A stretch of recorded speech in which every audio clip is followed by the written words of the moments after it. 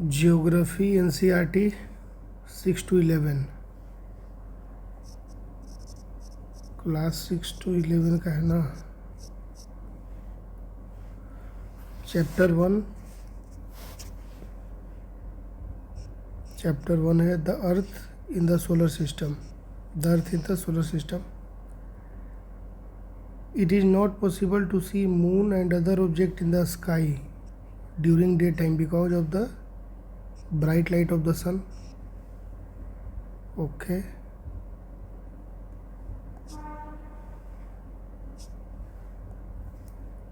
It is not possible to see moon and other object in the sky during daytime because of the bright light of the sun. Celestial bodies. Celestial bodies include the sun, moon and any other light that can be seen in the night sky. Some asteroids are enormous, यानी कि बहुत बड़ा होता है, and extremely hot, बहुत गर्म. They are composed of gases. याद रखिएगा, जो asteroids होता है, asteroids are composed of gases. Stars are the name given to these asteroids. और इस asteroids को हम लोगों ने नाम दे रखा है स्टार, यानी कि तारा. सन इज ए स्टार, हमारा जो सूर्य वो भी एक स्टार है. Celestial bodies produce an immense amount of heat and light of their on. इस तरह का जो सेलेस्टियल बॉडी है वो प्रोड्यूस करेगा इमेंस अमाउंट ऑफ हीट, बहुत ज़्यादा हीट और light on their own. Some celestial bodies do not have their own heat and light. कुछ सेलेस्टियल बॉडी ऐसा भी है जिसका अपना हीट एंड लाइट नहीं होता है, अपना हीट नहीं होगा, अपना लाइट नहीं होगा. These celestial bodies are known as planets. इनको क्या बोला जाता है? इनको बोला जाएगा planets. Earth is an example of a planet. Earth एक एग्जाम्पल है प्लेनेट का. They are illuminated by the starlight. तो हम लोग को जो लाइट मिलता है वो किस चीज़ से मिलता है? हम लोग को स्टार से जो मिलता है लाइट मिलता है, क्योंकि सन भी क्या है, एक स्टार ही है. तो हम लोग को लाइट कहाँ से मिल रहा है? स्टार से मिल रहा है. The sun our nearest star. हमारा सबसे नियरेस्ट स्टार कौन है? सन है. The sun our nearest star provides all of its heat. सारा हीट और लाइट जो है किसको देता है? अर्थ को देता है, सूर्य. कॉन्स्टिलेशंस देखिए, they are the numerous patterns. इतना दूर में हम लोग क्या पता चला?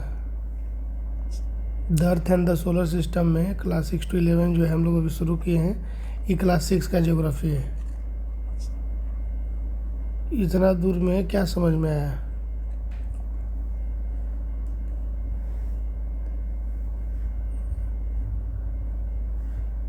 इतने दूर में हम लोग को ये समझ में आया ना कि स्टार, एस्टेरॉइड जो है और स्टार ये दोनों सेम ही चीज़ है. मतलब एस्टेरॉइड को ही हमने ने मतलब जिसमें कोई पार्टिकुलर क्वालिटी है तो उस एस्टेरॉइड को ही हमने क्या नाम दे दिया है? स्टार का नाम दे दिया है. ये एक चीज़ है, समझिएगा. सन जो है क्या है? स्टार है. और बाकी लाइट और हीट के बारे में पढ़ ही ली कि कुछ के पास अपना होता है, कुछ के पास नहीं होता है. हमारा जो है प्लैनेट, जनरली प्लैनेट्स के पास अपना हीट और लाइट नहीं होता है, नहीं होता है. श्योर रखिए, अगर कोई भी प्लैनेट अगर हो गया तो अपना हीट और लाइट उसके पास अब नहीं होगा. और वो हम लोग को मिलता कैसे, कहाँ से हीट और लाइट? तो स्टार लाइट से मिलता है. अब आइए कंसलेशंस. कंसलेशन क्या है? They are the numerous patterns and distinct groups of stars. Star का जो अलग अलग ग्रुप है उसी को हम लोग क्या बोलेंगे? अलग अलग पैटर्न हो गया, अलग अलग ग्रुप हो गया, उसको हम लोग बोलते हैं constellations. One such constellation is Ursa Major. Ursa Major और द बिग बियर इसको बोला जाता है. उर्सा मेजर और द बिग बियर. फिर एक आता है अपना सप्तऋषि. सप्तऋषि एक आता है. Sapta 7 Rishi sages. Constellation is one among the most recognizable. It is collection of 7 star. That is the component of the constellation Ursa Major. तो सप्त ऋषि याद रखिएगा कि सप्त ऋषि नाम में ही सप्त है ना, तो सप्त मतलब 7. याद रखिए 7 होगा. The position of the pole star. The position of the pole star can be located with the help of Saptarishi.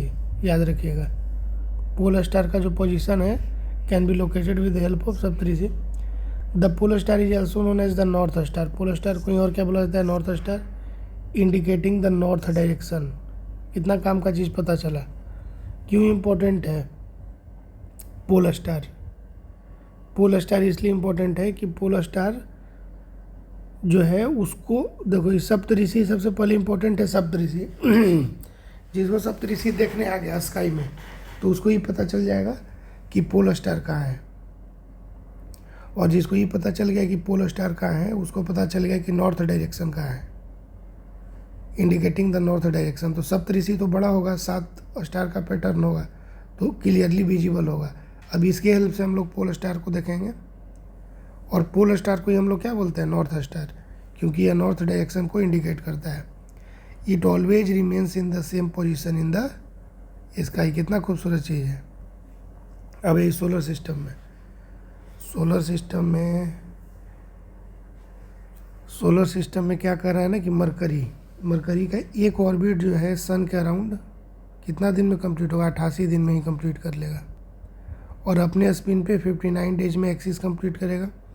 Venus 255 दिन लेगा ऑर्बिट करने में। अर्थ तो 365 दिन लेता है। Mars 687 days double. जुपिटर 11 साल 11 महीना, मतलब 12 साल मान के चलो कि एक बार 12 साल लेगा टाइम पूरे सन को क्या करने में? ऑर्बिट करने में। सैटर्न कितना? 29 ईयर्स, मतलब 30 साल। मतलब हम लोग का जो अभी उम्र हुआ है ना, एक बार में सैटर्न जो है एक चक्कर लगाया होगा। यूरेनस 84 साल। और नेपच्यून जो है 1 ऑर्बिट अराउंड सन 164 साल। नेपच्यून में 164 साल, मतलब ज़िंदगी भी आदमी का कंप्लीट नहीं होगा। The solar system is made up of sun. Solar system में क्या क्या होता है? अगर कोई बोले कि सोलर सिस्टम में क्या क्या होगा, तो सोलर सिस्टम में क्या होगा? सन होगा, 8 प्लैनेट्स होगा, सैटेलाइट्स होगा, और फ्यू अदर एस्टेरॉइड्स होगा और मेटोराइड्स। ठीक, सन 8 प्लैनेट हो गया, सैटेलाइट हो गया, कुछ एस्टेरॉइड होगा और कुछ मेटोराइड हो गया। ठीक, planet. The solar system contain 8 planet. ठीक, the 8 planet have established path when they revolve around the sun. The 8 planet have established path when they revolve around the sun, मतलब इनका रास्ता जो है पूरा बना हुआ है already. The elongated path are known as orbits, उनको ऑर्बिट्स कहा जाएगा। टिल अगस्त 2006, अगस्त 2006 तक Pluto was considered as a planet, लेकिन अब इसको क्या बोलते हैं? Dwarf planet. कब तक? 2006 तक। प्लूटो को कब तक बोला गया? 2006 तक बोला गया planet, but now it is called dwarf planet. Mercury is nearest to the sun. सबको पता है कि सबसे नियर में कौन है? सन के सबसे करीब कौन है? मरकरी है। इसीलिए मात्र 88 दिन में जो है सबसे कम टाइम लेता है सन को रोटेट करने में, रिवॉल्व करने में। Venus is referred as the earth twin. Venus को क्या माना जाता है? अर्थ का जुड़वा। वेनस को क्या माना जाता है? Venus is referred as to Earth twin as it is resemble Earth in term of size and appearance. अब आ जाओ अर्थ के बारे में देख लो। Earth the 3rd closest planet to the sun. ठीक, एंड द 5th लार्जेस्ट। ठीक, at the poles it is slightly flattened. Poles पे क्या है? स्लाइटली फ्लैट हो गया है। That is why a geoid is used to define it's shape. Pole पे क्या है हमारा? स्लाइटली फ्लैटेंड हो गया है।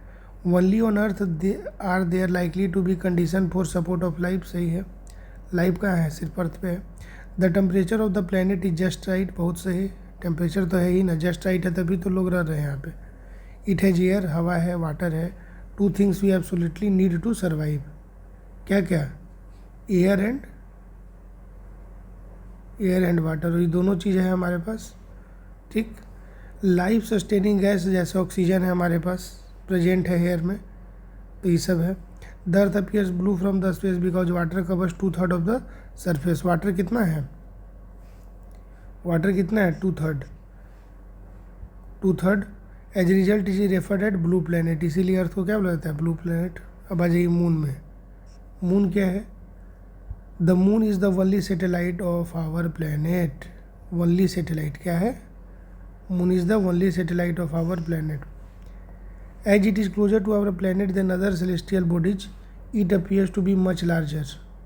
बहुत हमारे क्लोज है मून, इसीलिए क्या है, हमको इसीलिए लार्ज लगता है.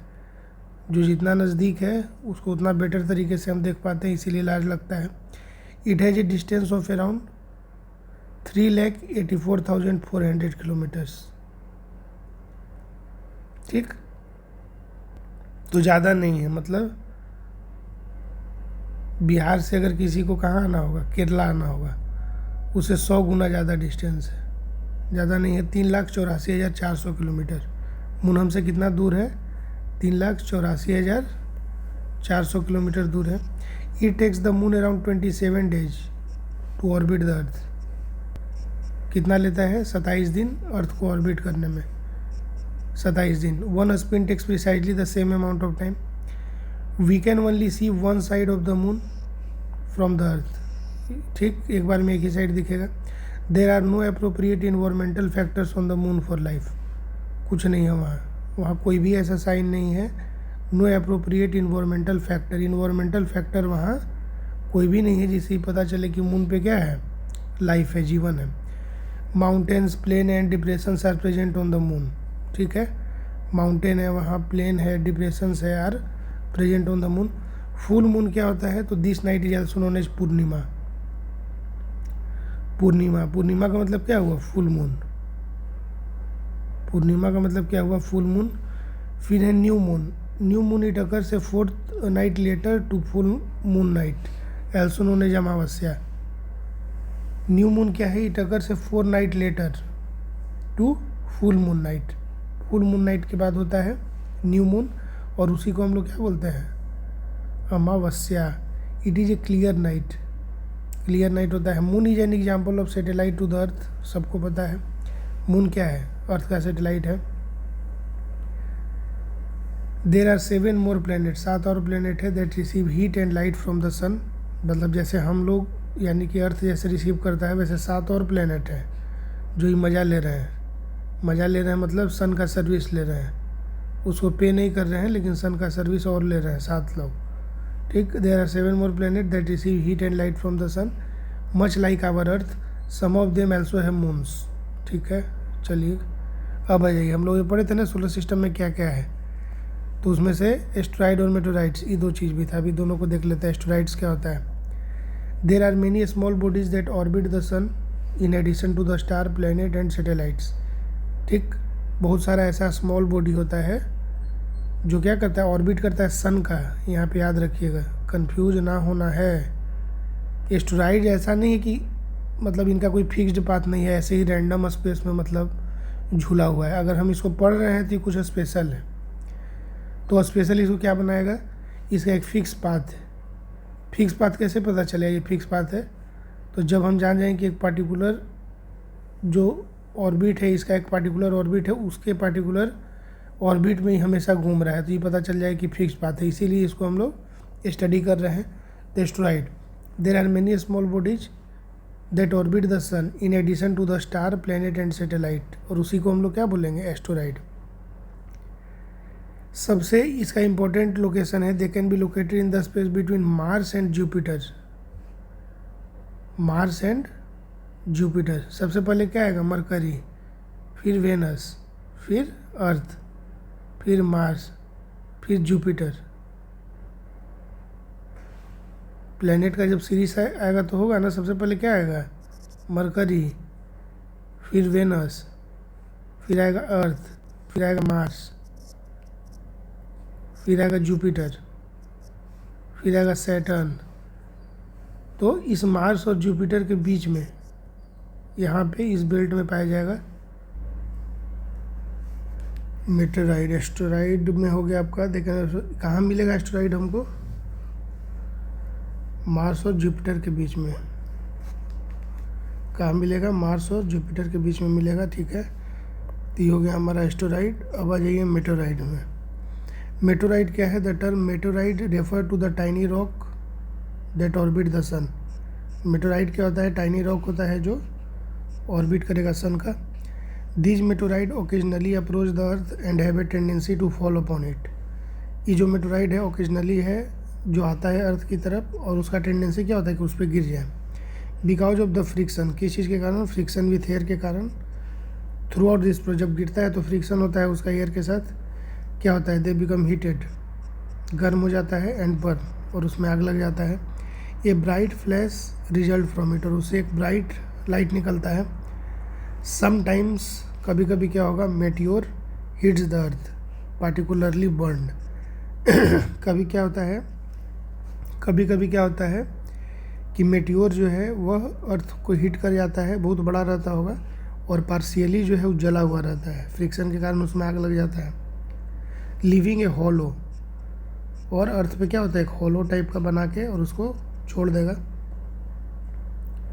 On a bright starry night a cluster of millions of star can be seen as a white blazing line across the sky.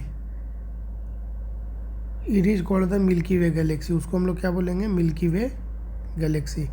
क्या है मिल्की वे गैलेक्सी? तो on a bright starry night a cluster of millions of star, cluster बहुत सारा, जो हम लोग आकाश में देखते हैं ना, मिलियंस ऑफ स्टार जो दिखाई देता है, जो छोटा छोटा वाइट लाइट ब्लेजिंग लाइट होता है, उसको हम लोग क्या बोलेंगे? उसी को हम लोग बोलते हैं Milky Way Galaxy.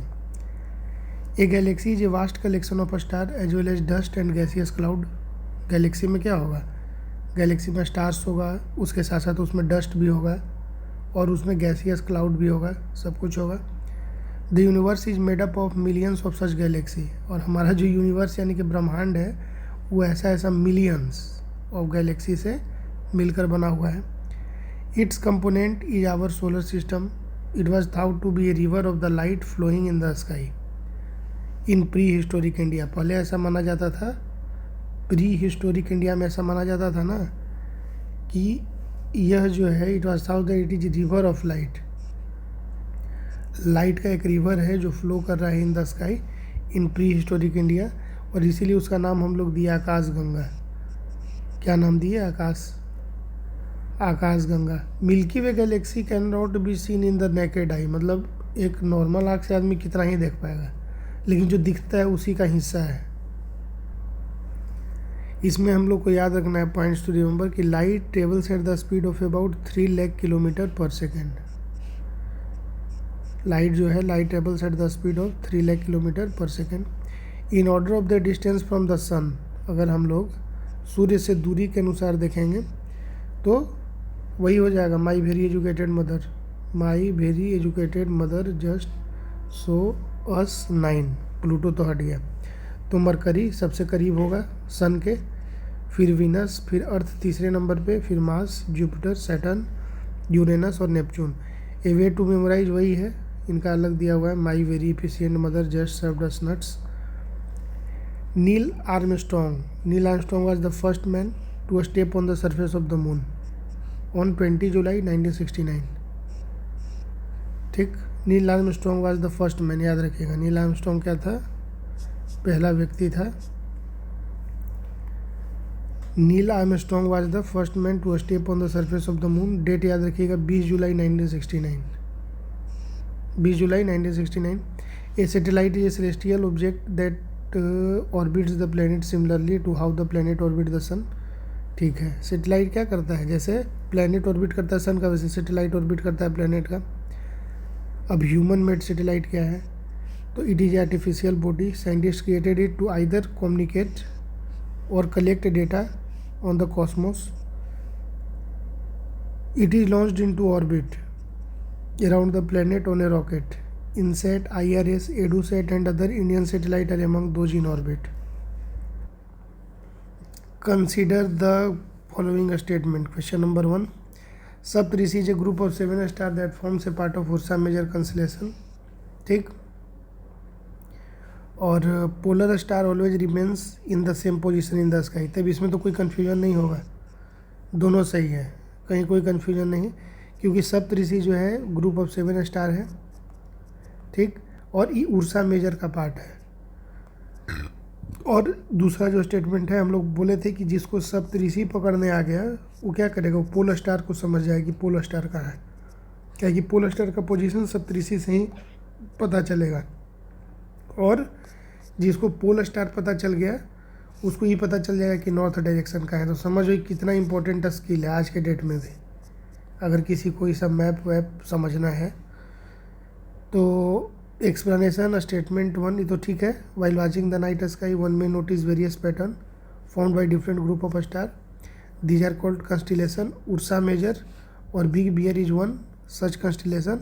One of the most easily recognisable constellation is Saptarishi. Saptarishi है, ऋषि से it is group of 7 star that forms a part of Ursa Major कंस्टिलेशन।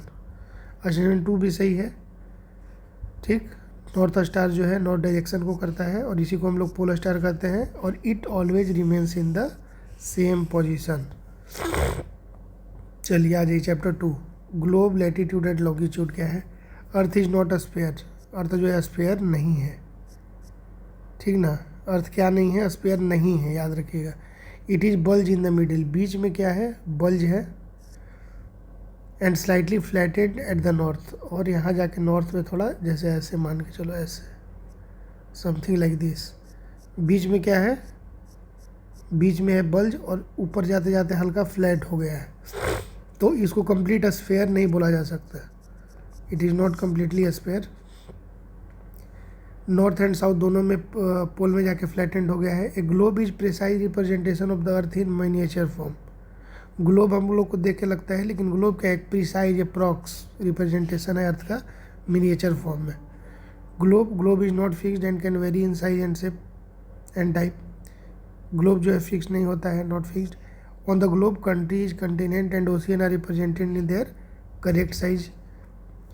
The globe is divided into two equal part by an imaginary line. The line is known as the equator. क्या बोलेंगे उसको, equator बोलेंगे। The northern half of the earth is known as the northern hemisphere, ऊपर वाले को northern hemisphere. And southern half जो नीचे वाला है उसको क्या बोलेंगे, ऊपर वाले को नॉर्दर्न और नीचे वाले को southern. Equator, the equator is an imaginary circular line and is very important reference point two locate places on the earth. अब यहाँ पे इंपॉर्टेंट क्या याद रखिएगा कि the equator represents the 0 degree latitude. Equator के बारे में क्या है काम का चीज़, यहाँ पे हम लोगों ने देखा कि इक्वेटर जो है उसको हम लोग 0 डिग्री क्या बोलते हैं, लैटिट्यूड, इसको याद रखना है। ओके, अब यही लैटिट्यूड क्या है भाई, लैटिट्यूड तो देखिए ये जो लाइन है ना यही लैटिट्यूड है, ये वाला हॉरिजॉन्टल जो लाइन है वही है लैटिट्यूड।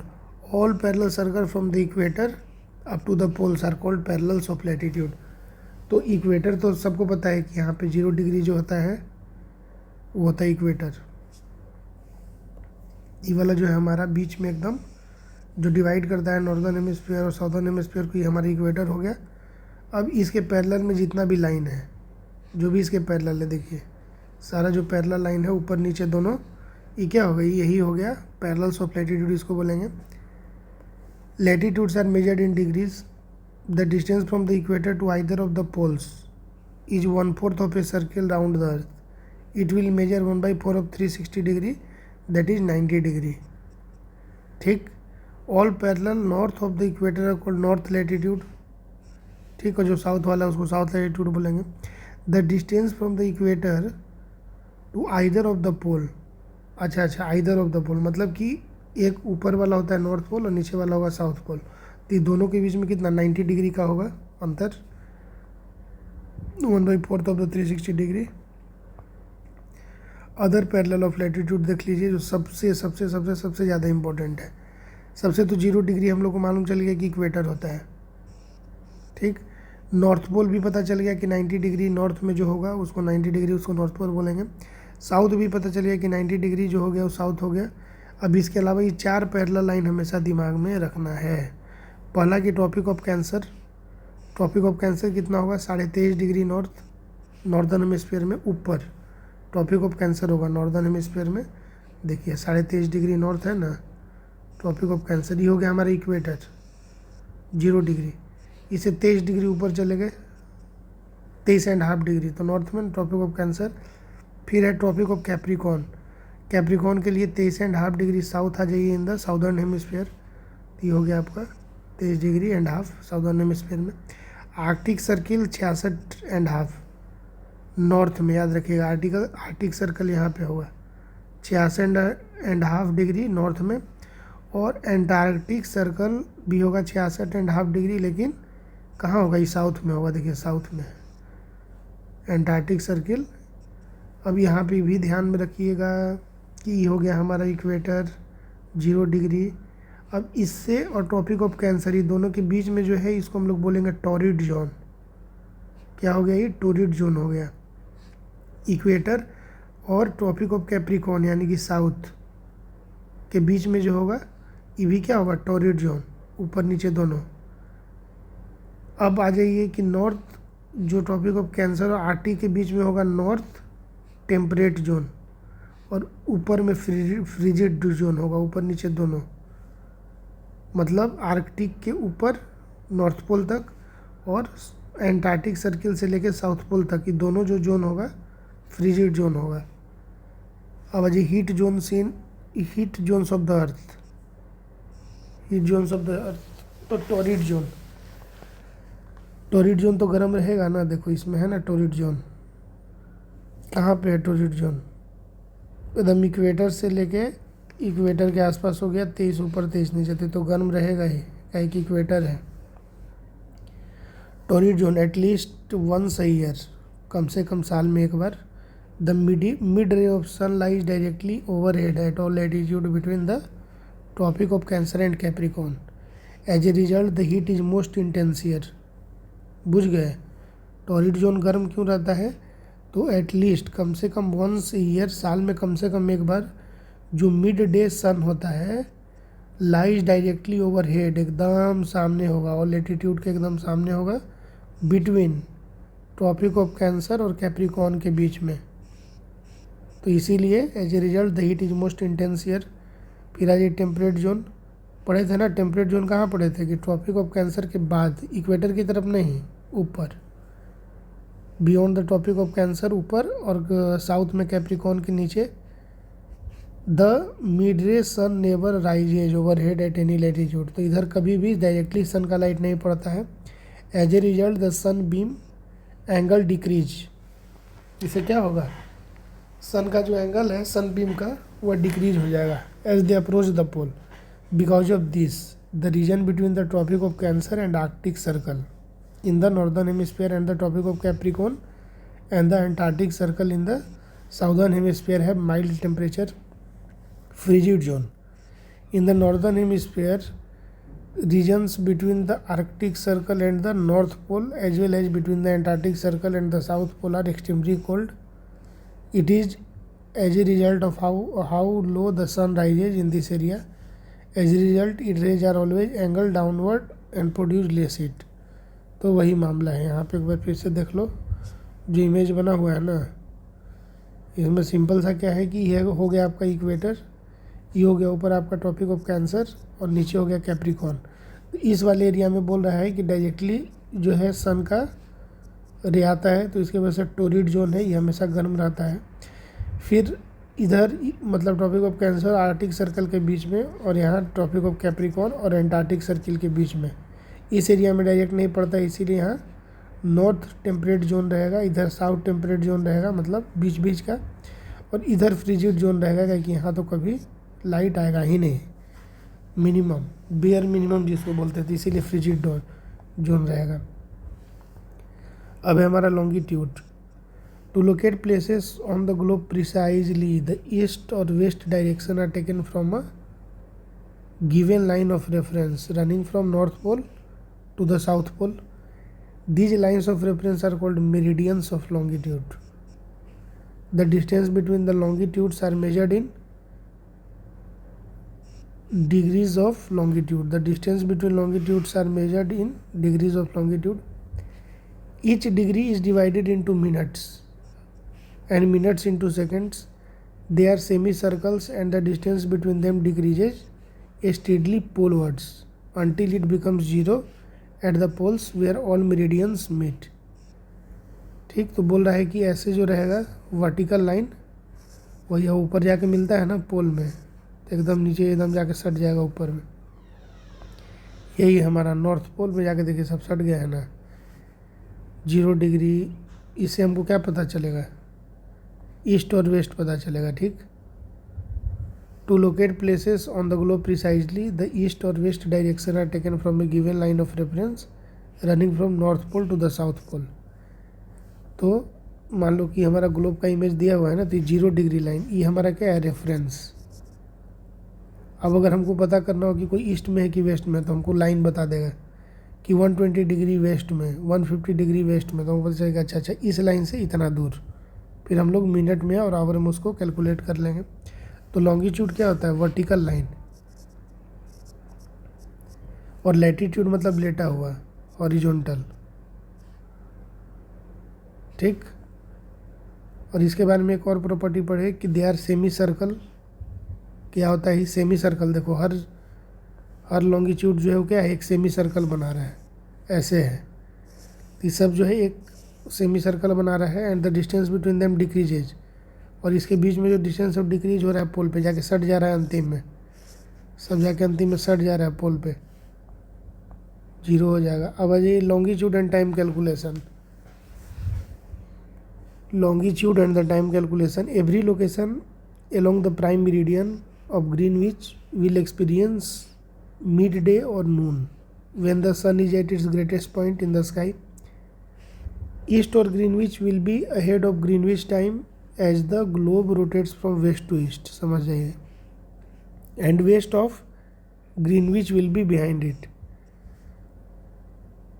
तो इसमें इम्पॉर्टेंट चीज़ है कि एवरी लोकेशन जो है उसको हम कंपेयर करेंगे इसे प्राइम मेरिडियन से। अगर बोले कि प्राइम मेरिडियन क्या होता है, तो बोलेंगे 0 डिग्री लॉन्गिट्यूड को ही हम लोग क्या बोलते हैं, प्राइम मेरिडियन।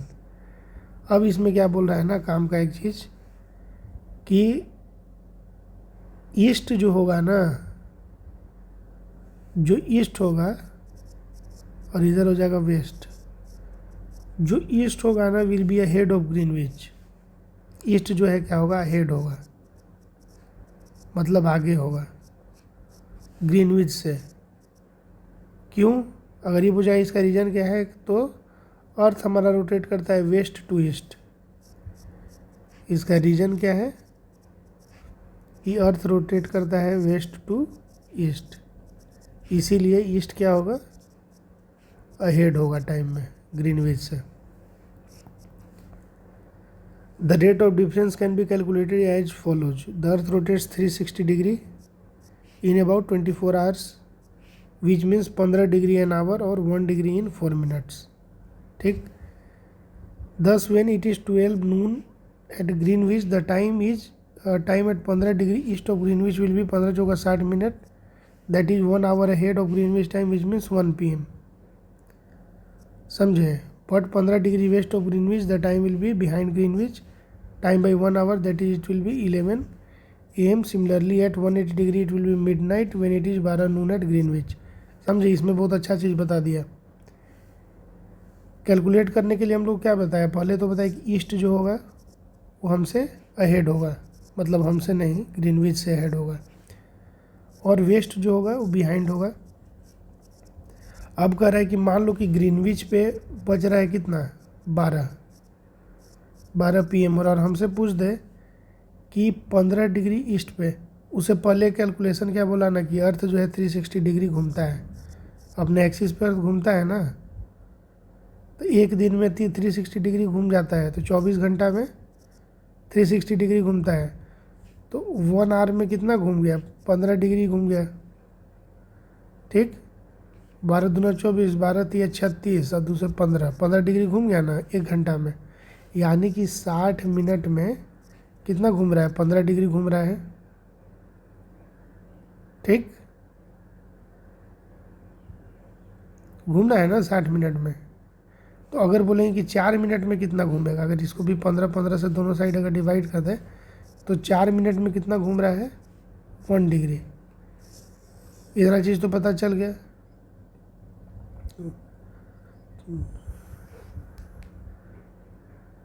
1 डिग्री घूमेगा ना 15, जैसे 60 मिनट में कितना घूम रहा है, 15 डिग्री, तो दोनों को अगर 15 से डिवाइड कर देंगे तो ये 4 मिनट में कितना हो जाएगा, 1 डिग्री घूमेगा, ये तो पता चल गया। इतना क्लियर हो गया कि 4 मिनट में कितना घूमेगा, 4 मिनट में 1 डिग्री क्लियर हो गया। अब क्या बोल रहा है कि आपको ग्रीनविच पे 12 PM हो रहा है टाइम, नून। अब बोल रहा है कि 15 डिग्री ईस्ट बताइए, 15 डिग्री ईस्ट में क्या टाइम होगा। तो 1 डिग्री 4 मिनट में घूम रहा था ना, 1 डिग्री बराबर 4 मिनट था ना। अब 15 डिग्री बोला है तो 15 से गुना करो दोनों साइड, तो कितना हो गया 60 मिनट, यानी कि 1 आवर। 1 घंटा निकल के आया। अब बोल रहा है कि 15 डिग्री ईस्ट, और हम लोग क्या पढ़ेगी, ईस्ट जो है अहेड रहेगा, तो 1 आवर अहेड कर दो, 12 में 1 जोड़ दो तो 1 बजेगा। वैसे अगर 15 डिग्री वेस्ट बोलता तो 1 घंटा घटा देते, 11 बजता वहाँ पे, ठीक। वैसे करके इसको कैलकुलेट कर लेंगे, ईजी है। अब बजाइए स्टैंडर्ड टाइम में, और स्टैंडर्ड टाइम जो है हमारा, standard time, location on distinct meridian path will inevitably have different local time. मतलब जो लोकेशन जो होगा अलग अलग डिस्टिंक्ट मेरिडियन, मतलब अलग अलग मेरिडियन पे जो होगा, जो लोकेशन, उसका टाइम भी जो है वो अलग अलग होगा। क्योंकि अभी हम लोग पढ़े ना कि प्राइम मेरिडियन जो है, जो 0 डिग्री लॉन्गिट्यूड, जिसको हम लोग प्राइम मेरिडियन बोलते हैं, यही डिसाइड करता है ये टाइम क्या होगा। तो जो अलग अलग मेरिडियन पे होगा उसका टाइम अलग अलग होगा, ठीक। The local hours of Dibrugarh in Assam, Assam और द्वारका इन गुजरात। तो असम कहाँ है, पूरा ईस्ट में है, द्वारका है आपका वेस्ट में। ये दोनों अलग अलग है, एक ईस्ट में एक वेस्ट में, तो दोनों के बीच में टाइम का भी अंतर होगा। ऐसा नहीं है कि दोनों का टाइम एकदम सेम रहेगा। जैसे अगर 12 बज रहा है तो दोनों जगह 12 नहीं बजेगा। देखिए, they will differ by around 1 hour 45 minute, 1 घंटा 45 मिनट का अंतर होगा असम में और द्वारका में। क्योंकि असम क्या है सबसे ईस्ट में, और द्वारका क्या है वेस्ट में है, तो 1 आवर 45 मिनट का डिफरेंस होगा। It is required to establish a country's central meridian local time as the national standard time. तो ऐसे क्या होगा, ऐसे में तो ये होने लगेगी, कन्फ्यूजन हो जाएगा टाइम का, क्या तो तुम्हारे स्टेट में कितना बज रहा है, तुम्हारे स्टेट में कितना बज रहा है। तो इसीलिए it is required to establish a country's central meridian, कि हर देश का एक अपना सेंट्रल मेरिडियन लोकल टाइम हो एज ए, और जो उस नेशन का क्या हो स्टैंडर्ड टाइम हो। The standard meridian of India, याद रखिएगा कि standard meridian of India is considered to be at longitude 82 degree 30 minute east और 8212 ईस्ट। इसको एकदम पॉइंट आउट कर दे रहे हैं, इसको याद कर लीजिएगा। The standard meridian of India, the standard meridian of India is considered to be at longitude 82 degree 30 minute east, 82 degree 30 minute east हो जाएगा। The time used as the national standard for the entire nation is the local time at this meridian. इसको हम लोग IST भी बोलते हैं, इसको हम लोग इंडियन स्टैंडर्ड टाइम IST भी बोलते हैं। इंडिया जो है, India is at 82 degree 30 degree east, sorry 82 degree 30 minute east of the Greenwich. Greenwich क्या है 0 डिग्री लॉन्गिट्यूड, और इंडिया 82 डिग्री 30 मिनट ईस्ट में है। It is 5 hours and 30 minute ahead of GMT। तो हम लोग GMT यानी कि ग्रीनविच मेरिडियन टाइम जो, उससे हम लोग 5 घंटा 30 मिनट क्या है आगे हैं। कितना आगे हैं, 5 घंटा 30 मिनट, 5 घंटा 30 मिनट हम लोग आगे हैं। इंडिया जो है 82 डिग्री 30 मिनट ईस्ट में है ग्रीनविच से, और हम लोग 5 आवर्स 30 मिनट GMT के अहेड है। पॉइंट टू रिमेंबर, देखिए याद रखना है। By measuring the angle of the pole star from your place you can know the latitude of your place. Latitude आपका जो है कैसे पता चलेगा, अगर आप मेजर कर लेंगे angle of the pole star from your place, you can know the latitude of your place. Prime meridian, अभी आगे हम लोग लैटिट्यूड था, और ये आगे हम लोग प्राइम मेरिडियन मतलब लॉन्गिट्यूड में। All meridian length are equal, मतलब जितना भी लॉन्गिट्यूड वाला लाइन रहता है सबका लेंथ क्या है, इक्वल रहता है, सबका इक्वल होता है। अनलाइक लैटिट्यूड, लेकिन लैटिट्यूड इक्वल नहीं होगा, इक्वल नहीं होगा, ठीक। क्यों नहीं इक्वल होगा, समझे। लॉन्गिट्यूड जो है ये वाला लाइन, ये तो इक्वल रहेगा, जो वर्टिकल लाइन है इक्वल रहेगा, इसका लेंथ सेम रहेगा सब का, एक एक का। लेकिन ये जो लैटीट्यूड है देखिए इक्वेटर पे सबसे लंबा रहेगा। फिर जैसे जैसे जैसे जैसे ऊपर जाएंगे क्या होगा, छोटा होते जाएगा, छोटा होते जाएगा। तो लैटीट्यूड सब इक्वल नहीं होता है, लेकिन लॉन्गिट्यूड सब इक्वल होता है। अब है हमारा कि ठीक है, consequently it was challenging to count the meridian. पहले क्या था, चैलेंज था कितना कितना मेरिडियन है उसको काउंट करना। लेकिन due to the British royal observatory location in Greenwich, all nation agreed that the count should start from that meridian. तो चूँकि British royal observatory location Greenwich में था, तो सारा नेशन डिसाइड किया कि नहीं भाई, जो काउंट है वो स्टार्ट होना चाहिए फ्रॉम दैट मेरिडियन, वहाँ से स्टार्ट होना चाहिए। This meridian was given the name of the prime meridian, जिसको नाम दिया गया प्राइम मेरिडियन। 0 डिग्री लॉन्गिट्यूड को नाम दिया गया prime meridian. We can count 180 degree east and 180 degree west from its value of 0 degree longitude. इसको हम लोग 180 डिग्री ईस्ट और 180 डिग्री वेस्ट काउंट कर सकते हैं। मतलब एक 0 डिग्री हो गया, अब इसमें 180 डिग्री तक जाएंगे ईस्ट में और 180 डिग्री जाएंगे वेस्ट में।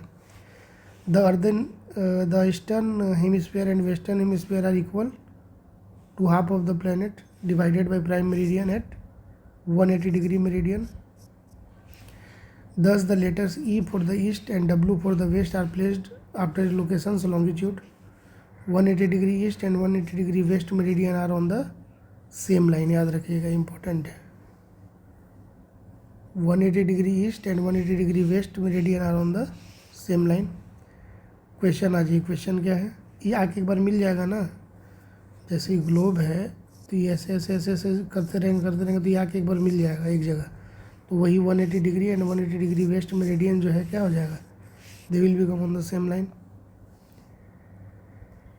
क्वेश्चन कहता है ना कि with reference to the heat zones of the earth which of the following statement, आपको बताना है कि इसमें से करेक्ट कौन है, इसमें करेक्ट कौन है। तो क्वेश्चन है कि the torrid zone is the zone which receives the minimum heat, गलत हो गया। टॉरिड जोन हम लोग क्या पढ़े थे कि मैक्सिमम हीट पड़ेगा वहाँ, मैक्सिमम हीट वहाँ पड़ेगा, इसीलिए गलत हो जाएगा। Temperate zone are bounded by the tropic of Cancer, बिल्कुल सही। And the Arctic Circle in the, अच्छा ठीक है, in the northern hemisphere and Tropic of Capricorn नीचे, and the Antarctic Circle in the southern, बिल्कुल सही है। In frigid zone the sun always rises much above the horizon, बिल्कुल गलत। Much above कैसे हो जाएगा, बिलो होगा ना, बिलो होगा। वहाँ तो सनलाइट और नहीं पहुँचता है, वो तो सारा और बेकार है, वहाँ और ठंड, मतलब बेकार नहीं है, वहाँ हीट और कम है। तो इसमें बोल रहा है कि सही कौन है, तो इसमें 2 सही हो जाएगा, 2 ओनली, ठीक है। ये तो एक्सप्लेनेशन वही है, पता है। क्वेश्चन नंबर 2 देखिए, consider the following statement, unlike parallel of latitude all meridian are of equal length, एकदम सही। लैटिट्यूड जो होता है वो तो अलग अलग लेंथ का होता है, लेकिन ऑल मेरिडियन, मेरिडियन हम लोग किसको बोलते हैं, लॉन्गिट्यूड को। लॉन्गिट्यूड का हम लोग पढ़े थे ना कि सारा इक्वल लेंथ होगा, तो सही हो जाएगा। दूसरा है कि the prime meridian and 180 degree meridian divide the earth into 2 equal halves, the northern pole and the south pole, ठीक है, ये तो बिल्कुल सही हो जाएगा, ठीक।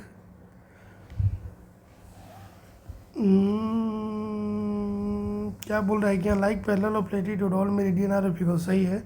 फिर बोला कि the prime meridian and 180 degree meridian divide the earth into 2 equal halves, the north pole and the south pole. अच्छा इसका देखते हैं, ये गलत हो जाएगा, देखिए देखते नहीं, गलत हो जाएगा, ठीक। पहला तो सही है, पहला का ठीक है, वो तो समझ गए क्यों होगा। दूसरा का देखिए, the prime meridian and 180 degree meridian divide the earth into 2 equal half, the eastern hemisphere and western hemisphere, यही गलती कर दी। ये क्या बोल रहा है, 2 equal half north pole and south pole. खुद सोचो कि ये अर्थ है हमारा, और ये हमारा अगर इक्वेटर है तो इसको हम लोग बोलेंगे लैटिट्यूड। तो ये लैटिट्यूड का काम है ना जी, इक्वेटर का काम है ना कि नॉर्थ पोल और साउथ पोल दोनों को अलग करना। लेकिन जब मेरिडियन का हम लोग बात करें तो मेरिडियन हमारा ये है 0 डिग्री मेरिडियन, तो ये क्या करेगा, ईस्ट और वेस्ट में डिवाइड ना करेगा। तो यहाँ पे क्या बोल रहा है कि north pole and south pole, तो गलत हो जाएगा। अगर ईस्ट एंड वेस्ट रहता तो सही हो जाता। देखिए यहाँ पे बोला है ना, east and 180 degree west meridian are on the same. अच्छा, therefore the longitude of place is followed by the letter E. East और वेस्ट में हमारा जो है ये मेरिडियन डिसाइड करेगा और इसमें एक चीज़ याद रखिएगा कि however interesting to note that 180 degree east, 180 degree east and 180 degree west meridian क्या है, are on the same line, याद रखिएगा they are on the same line. Next chapter हम लोग शुरू करेंगे एग्रीकल्चर, अभी रुक जाइए।